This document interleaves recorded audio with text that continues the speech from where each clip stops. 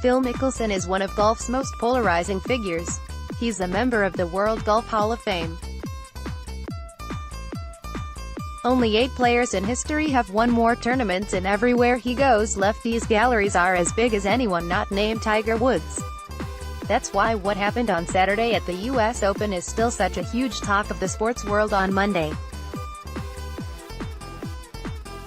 In case you missed it, Mickelson was so frustrated on the 13th green at Shinnecock Hills that he missed a putt, ran up and hit a moving ball to keep it from rolling off the green into an almost impossible spot. He was assessed a 2-shot penalty, something we'll get into in a minute, and almost immediately the golf world dropped a nuke on social media. Fellow tour pros were calling for Phil to be disqualified, something else we'll get into in a minute.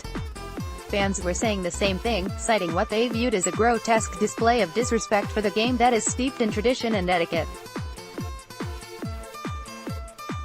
How you conduct yourself on the course is an integral part of the game. Knowingly and willingly violating one of its basic tenets, especially in a major championship, is madness. Although Mickelson saw it differently, "I don't mean disrespect by anybody," said Mickelson after Saturday's round of 81, with a 10 on that 13th hole. "I know it's a 2-shot penalty, and at that time I just didn't feel like going back and forth and hitting the same shot. I took the penalty and moved on. It's meant to take advantage of the rules the best that you can, and in that situation I was just going back and forth, and I would gladly take the 2 shots over continuing that display. Here's where the fun begins." The United States Golf Association admitted after that disastrous third round that the course had gotten too difficult. They vowed to take steps to slow it down on Sunday, and it seems they did. Look no further than Ricky Fowler, who shot an 84 in round 3 and a 65 in round 4. That's a change that's caused by a lot more than just losing the swing for 18 holes. This is also the source of the Great Mickelson Divide, and it's rooted in 2 different rules of the game. The one the USGA employed is this: 14-5. Playing moving ball, a player must not make a stroke at his ball while it is moving. Penalty for breach of Rule 14-5, 2 strokes. But there is another rule that could override that one, and here is where people are looking to justify a disqualification: 1-2. Exerting influence on movement of ball or altering physical conditions. A player must not take an action with the intent to influence the movement of a ball in play, or alter physical conditions with the intent of affecting the playing of a hole. Note 1. A player is deemed to have committed a serious breach of Rule 1-2 if the committee considers that the action taken in breach of this rule has allowed him or another player to gain a significant advantage, or has placed another player, other than his partner, at a significant disadvantage. Asterisk. In the case of a serious breach of Rule 1-2, the committee may impose a penalty of disqualification. Mickelson taking the penalty most certainly gave him an advantage over the field. Assuming he saved 2 shots by doing that, he finished higher on the leaderboard than several players, taking about $3,000 out of their pockets in doing so.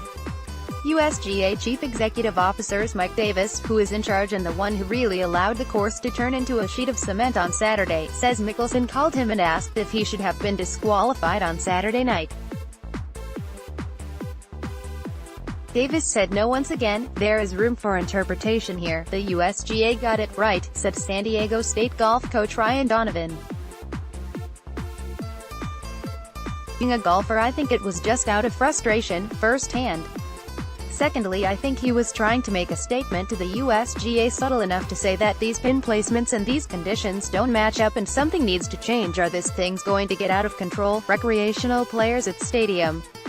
Golf in San Diego aren't so sure. I love Phil Mickelson. He's from San Diego. I think he should have been disqualified, said David Brockway, a retired teacher who has picked up golf as his main hobby and pays close attention to the game. It was an intentional act. He even said it afterwards that he was trying to stop the ball from going back where it was. That's not a casual mistake, that's an intentional act. I think it's a travesty and he should have been DQ'd this time. That is definitely the prevailing opinion, from what I understand, and I'm certainly no expert on the rules. He probably should have been disqualified, said Jim Heatakes, who's been golfing for 50 years. But I don't think he really cared, to be honest with you. He was unhappy with the way the course was, and the course was pretty crazy. This discussion exists at a crossroads. We know Mickelson stepped outside the etiquette and tradition of the game. The question is, did he do it for the right reasons? Are there any right reasons? If he was trying to send the USGA a message about course conditions, is it his place to make such a statement at that, or any other time? There is also this to consider. Would the USGA had made a different decision if a player without the following our resume of Phil Mickelson had done this?